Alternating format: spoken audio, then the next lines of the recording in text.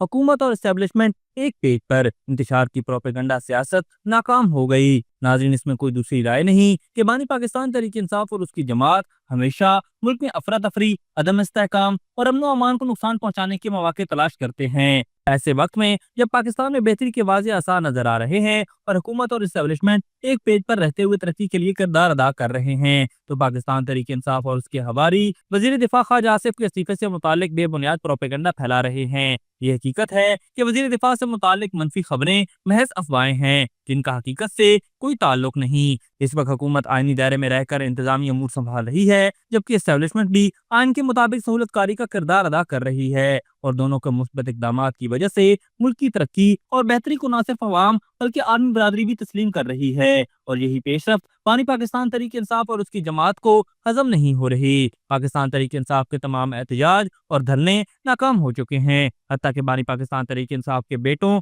कासिम और सुलेमान के पेश करदा आइडियाज भी फ्लॉप हो चुके हैं। खैबर पख्तूनख्वा में वजीर आला अली अमीन गंडापुर की नाअहली और करप्शन ने सूबे को बदहाल कर दिया है, और अब पाकिस्तान तहरीक इंसाफ के पास सिर्फ झूठ और प्रोपेगंडा का सहारा रह गया है। फेक न्यूज फैलाना इस जमात का पुराना तरीका है, झूठ को सियासी बयानी का नाम देकर अवाम को गुमराह करना। आज जब पाकिस्तान की मईशत मुस्तहकम हो रही है, सिफारती ताल्लुकात तरीकी बुलंद तरीन सतह पर हैं और तरक्की के मंसूबे कामयाबी से जारी हैं, तो पाकिस्तान तहरीक इंसाफ मामूली वाकयात जैसे तबादले, तकर्रियां या एहतसाब के इकदाम को बढ़ा चढ़ाकर पेश कर रही है। ताहम कल वजीर दिफा ख्वाजा आसिफ और मुस्लिम लीग नून की कायद मियां नवाज शरीफ की मुलाकात ने वाज़ेह कर दिया है कि तमाम मामलात बिल्कुल दुरुस्त सिमत में जा रहे हैं, और हुकूमत और एस्टेब्लिशमेंट मुकम्मल हम आहंगी के साथ पाकिस्तान की तरक्की के लिए दिन रात काम कर रहे हैं। पाकिस्तान तहरीक इंसाफ का ये ख्वाब कि रियासती इदारों में कशीदगी है, एक बार फिर चकनाचूर हो चुका है। अभी तक के लिए सिर्फ इतना ही। मजीद दिलचस्प और ताज़ा तरीन खबरों से आगाह रहने के लिए हमारे चैनल इस्लामाबाद इंसाइडर को सब्सक्राइब करना मत भूलिए, और अगर हमारी ये वीडियो आपको अच्छी लगी है तो इसे लाइक कर दें